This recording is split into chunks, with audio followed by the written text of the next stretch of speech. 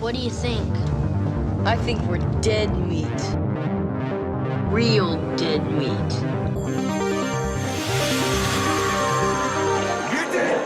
Go ahead and laugh, you guys. If I ever find a little bastards that did this, they're dead meat. Hey everybody, welcome back to the Killcount. I know it's been a while since I last made one, but it's because I'm lazy as hell, and as you can tell, my voice has changed a lot. Anyway, that's besides the point. Today we're going to be looking at Phantasm, released in 1979. Phantasm is a cult classic franchise who was directed by Don Coscarelli, who would stick with the franchise for all 5 of its films. Coscarelli was only 25 when he made Phantasm, but despite his young age and low film experience, Phantasm is genuinely a really good movie that looks good, has good scares, pretty good effects, a good cast, and also some really well fleshed out characters. The movie is about a young boy who, after witnessing some weird stuff going down at his nearby cemetery, he realizes that there is much more to the story. How many dead people will get dug up from the grave? Let's find out and get to the kills. The movie opens like any good one does with a title card.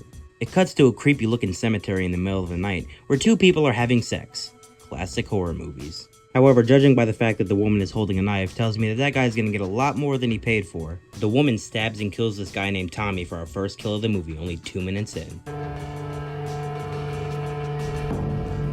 And apparently she has the power to turn into Angus Scrim. Also, if you couldn't figure out that this was the villain of the movie, it is. The next day, 2 of Tommy's friends, Jody and Reggie, meet up at the cemetery for the funeral. Jody heads inside and sees how surreal the entire place looks, and also goes to say what's up to his parents. Jody's little brother Mike rides down to the cemetery as well, and is subjected to some shadowy figures ducking behind the graves. Meanwhile, Jody is starting to realize just how creepy this place is.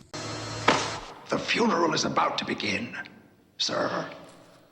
Oh, hell no!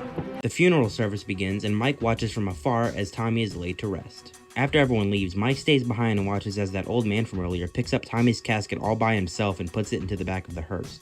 After that, Mike stops at a fortune-telling place as he's currently in the middle of a dilemma. Mike tells the fortune-tellers that he's afraid that Jody plans on leaving him soon. We then cut to a flashback where Jody is talking to his neighbor about how Mike is 13 now and that he's thinking about sending him off to live with his aunt. Well, in Jody's defense, Mike, you won't stop stalking him like a creepo.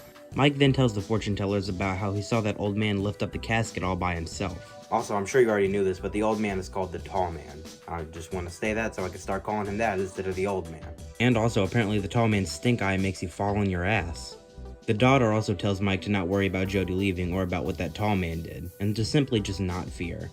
But I'm skipping over this whole box scene because, well, it's pointless. The next day, the fortune teller's daughter heads out to Morningside Cemetery and she opens his door. We hear her scream and, well, we never see her again, so I'm gonna go ahead and add her to the kill count. But who cares about her? It's time for a jam sesh, which I'm not gonna play in case of copyright. Do I smell a foreshadow? That night, Jody heads out to a canteen where he manages to get lucky with this girl, and they head off to the cemetery to have some, I'm sure you can guess by now. Too bad Mike's following them though. Mike watches from the forest as his brother gets frisky with that girl, but then he starts hearing some noises behind him, which kind of, honestly, when I first watched it, sounded like some damn werewolf.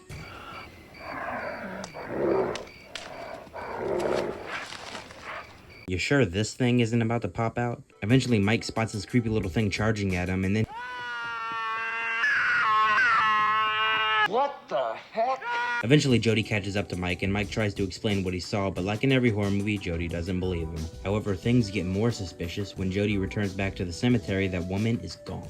The next day, Mike is walking down the street sucking on a lollipop when he spots the tall man having a stroll down the street. He stops in front of Reggie's ice cream truck and almost seems to get high off of it or something. While doing some repairs on the car, Mike starts to hear some strange noises coming from out there. He hides under the car but ends up getting trapped under, but thankfully not crushed. Jody comes to his rescue. Mike gets tired of Jody not believing him, so he decides to head out to Morningside Cemetery himself. Mike manages to make his way into Morningside Cemetery by breaking a window, but he quickly finds out that it was a bad idea.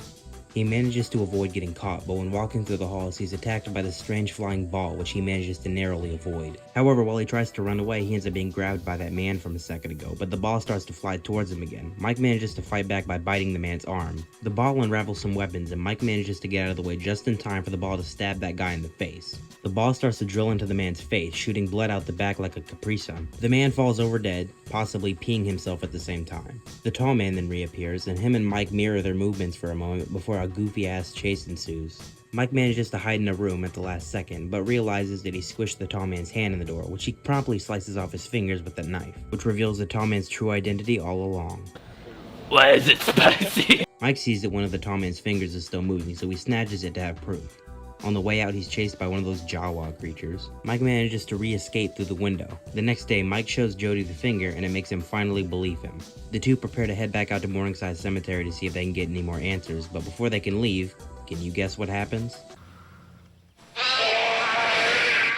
Mike wrestles with the fly for a while until making it downstairs, where him and Jody manage to shove it down the garbage disposal, supposedly killing it. Just then, Reggie arrives, but the fly is revealed to still be alive and once again attacks Mike. They wrestle it down into the garbage disposal again, this time stabbing it, which finally kills it. Jody takes a gun and prepares to head off to Morningside Cemetery by himself, leaving Mike behind but making sure he has a gun too. Jody arrives at the cemetery but ends up getting attacked by one of those Jawa creatures, which he manages to shoot away. He quickly makes a run for it. On his way out, Jody gets followed by a car. He goes to shoot at it, but it's revealed to be Mike. Jody hops in and the two start to leave, however they end up getting chased by another car, but this one has no driver. A car fight ensues, and Jody manages to shoot out the tires of the other car, causing it to ram into a tree. They check who the driver was, and it's revealed to be Tommy. Turns out Tommy was one of the Jawa creatures all along, and even though Tommy already died, I'm gonna count this as a kill. It's kind of like Evil Dead with the Deadites, you know, I'm still gonna count it as another kill. Jody calls Reggie over and they load up Tommy's dead body into his ice cream truck. The three then head back to the house and try and form a game plan, with Reggie coming up with some interesting suggestions. What we gotta do is we gotta snag that tall dude and stomp the shit out of him, and we'll find out what the hell is going on up there. Jody doesn't want Mike to get hurt, so he tells Reggie to take him over to Sally's antique shop. While at the antique shop, Mike walks around and eventually finds a picture that looks just like the tall man. On their way out though, they find Reggie's ice cream truck flipped over, so Mike quickly goes to investigate. He opens up the back of the ice cream truck and finds a handprint which is filled with that yellowish blood. Mike runs back to the car and tells them to quickly leave, but before they can, they're attacked by one of those Jawa creatures, in which Mike gets quickly thrown out the window. I'm not going to count Sally and Sue as a kill, because later it's confirmed they're still alive. Mike quickly wakes back up and runs back to Jody's house, where he tells them that they got Reggie, Sally, and Sue as well. Jody prepares to head back to the cemetery, and even though Mike wants to go with him, Jody instead locks him in his room. However, Mike manages to escape in the weirdest way possible. He ties a shotgun shell to a hammer, slams it against the door, and it fires it off like a real bullet. Yeah, I don't know if that's how that works, but if it does, then no, whatever. Mike quickly runs downstairs and prepares to go after Jody, but before he can leave, I've been waiting for you. The tall man grabs Mike and throws him into the back of the hearse and starts to drive to the cemetery. In the back of the car, Mike pulls his gun out and manages to shoot one of the windows out, and then he shoots off one of the rims on the tires before he hops out. The hearse explodes, but if you think the tall man is dead, you'd be wrong. Meanwhile, with Jody in the cemetery, he opens up his parents' casket and is surprised to find nothing in there. Mike quickly follows suit in this. That metal ball from earlier, which are called sentinel spheres, so I'm gonna start calling them that, flies towards Mike again, but Jody pops out the last second and shoots it, destroying it. Jody is surprisingly happy to see Mike here, despite the fact that he locked him up a second ago. They walk around for a minute and eventually find that door that fortune-telling daughter was killed in earlier, but Reggie pops up revealing that he's not actually dead, and also Sally and Sue aren't either. They open the door and find a bunch of strange-looking barrels as well as 2 metal poles. Mike walks over to the poles and finds out that his hand disappears when he goes through them. He tries to get a closer look but ends up falling in. Mike is transported to some strange red-like dimension and sees a bunch of those Jawa creatures walking down at the bottom. He's eventually pulled out by Jody. With that, Mike finally understands what's truly going on, and he gives an interesting explanation as for what's happening. They're using them for slaves. The dwarves.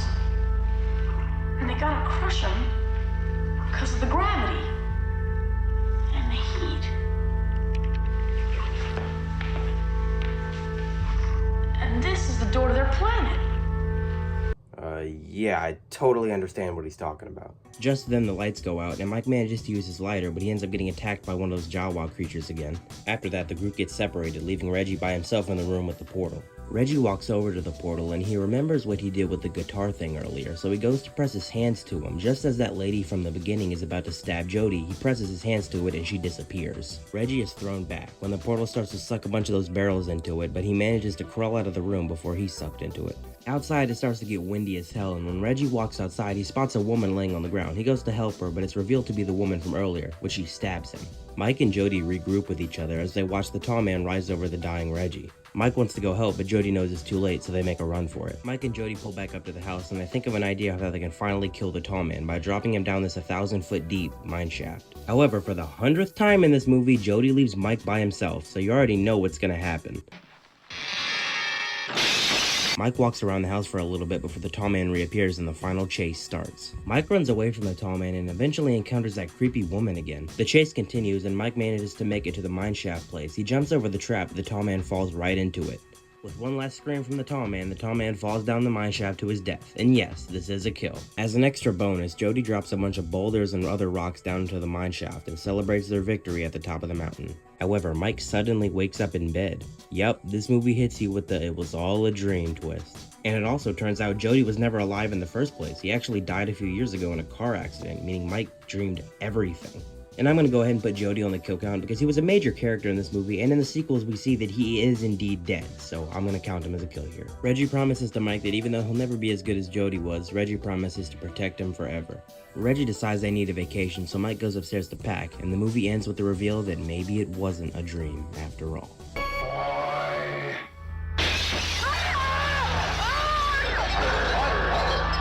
How many people were killed by shiny balls? Just one, but anyway, let's get to the...